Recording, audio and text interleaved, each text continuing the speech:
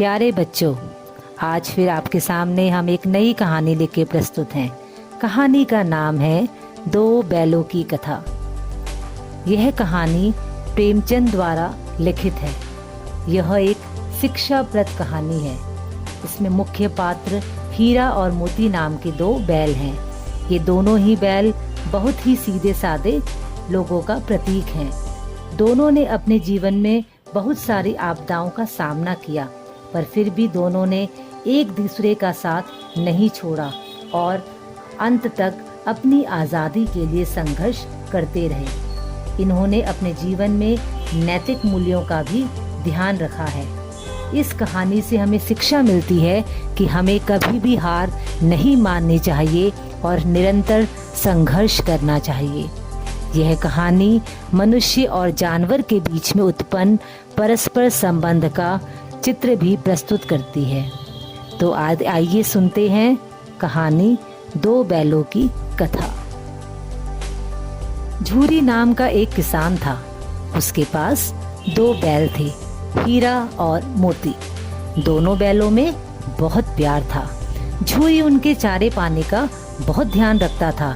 वह कभी भूल कर भी उन्हें मारता पीटता नहीं था, अतः वे भी झूरी को बहुत चाहते थे। पशु भी तो प्यार का भूखा होता है। झूरी की पत्नी का भाई गया प्रसाद एक बार हीरा और मोती को कुछ दिनों के लिए अपने गांव ले जाने लगा।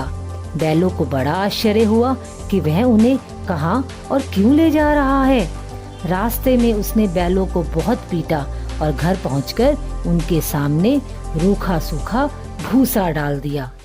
रात होने पर दोनों बैलों ने वहां से भाग जाने का निश्चय किया। उन्होंने जोर लगाकर रस्सियां तोड़ डाली और भाग निकले। सुबह होने पर झूरी ने उन्हें थान पर खड़े देखा तो सब कुछ समझ गया। प्यार से वह बैलों के शरीर पर हाथ फेरने लगा, परंतु झूरी की पत्नी उन्हें देखकर जल भून गई। उसने उनके सामने रूखा सूखा भूसा डाल दिया, परंतु बैल फिर भी खुश होकर खाने लगे। अगले दिन गया प्रसाद फिर आया और किसी तरह बैलों को अपने घर ले गया। अब गया प्रसाद ने उनसे बड़ा कठिन काम लेना शुरू किया। वह उन्हें दिन भर काम करवाता और मारता पीटता। शाम को घर ले जाकर मोटे मोटे रस्सों से बांधकर उन्हें रूखा सूखा भूसा देता। वे बैल बेचारे एक दूसरे को लाचार निगाहों से देखते रहते। गया के घर में एक छोटी सी लड़की रहती थी। वह बैलों की ऐसी दुर्दशा देखती तो उसे बहुत बुरा लगता। वह रात को चुपके से उन्हें रोटी खिलाती थी। दोनों बैल उसके प्यार के सामने अपनी मार और अपमान भूल जाते। एक दिन मोती रस्सी को तोड़ने की कोशिश कर रहा था। वह लड़की आई और उसने दोनों बैलों को खोल दिया। दोनों बैल वहां से भाग निकले। अब हीरा और मोती आजाद थे। रास्ते में उन्हें एक सांड मिला। भागना बेकार था, इसलिए दोनों ने साहस से काम लिया। सांड ने हीरा पर सामने से वार किया तो मोती ने उस पर पीछे से सींगों से हमला किया।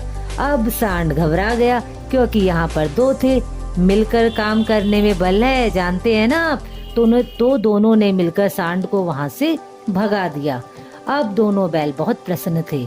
आगे बढ़ने पर उन्हें मटर का खेत दिखाई दिया। भूखे तो थे ही, मटर के खेत में घुस गए और लगे मटर खाने। अभी पेट भरा भी नहीं था कि रखवालों ने उन्हें देख लिया और दोनों को पकड़कर कांजी हाउस में बंद करवा दिया। हीरा और मोती ने देखा कि कांजी हाउस में और भी कई जानवर थे।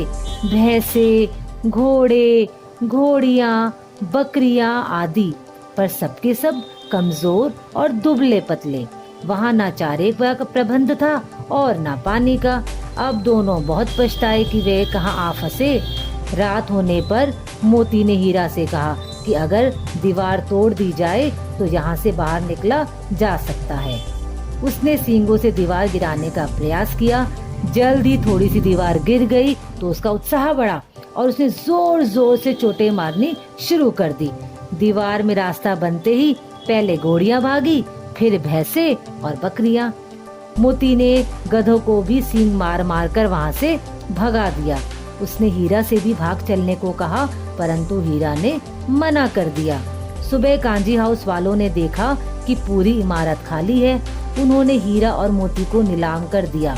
नीलामी में सबसे ऊंची बोली बोलकर एक व्यापारी ने उन्हें खरीद लिया। फिर वह दोनों को हाँकता हुआ अपनी गांव की ओर ले चला। मार खाते खाते, भूख सहते सहते हीरा और मोती बहुत कमजोर हो गए थे। उनकी हड्डियां निकल आई थी। भूख प्यास से व्याकुल बैलों में कुछ भी दम बाकी नहीं था। वे चुपचाप व्यापारी के साथ चलने लगे। रास्ता उन्हें कुछ जाना पहचाना सा लगा, तो जाने कहां से दम आ गया और वे दोनों तेजी से भागे। आगे आगे दोनों बैल और पीछे पीछे व्यापारी। परंतु जब तक व्यापारी उन्हें पकड़ता, तब तक दोनों बैल अपने घर पहुंच चुके थे। कहाँ? झूरी के पास। अब जैसे ही बैलों को झूरी ने देखा तो उसे बड़ी खुशी हुई और वह उनसे लिपट गया। इतने में व्यापारी भी पीछे पीछे वहां आ पहुंचा और उन्हें मांगने लगा, क्योंकि उसने नीलामी में उसे खरीदा जो था। पर मोती ने आव देखा ना ताव व्यापारी पर झपट पड़ा और व्यापारी वहां से जान बचाकर भागा।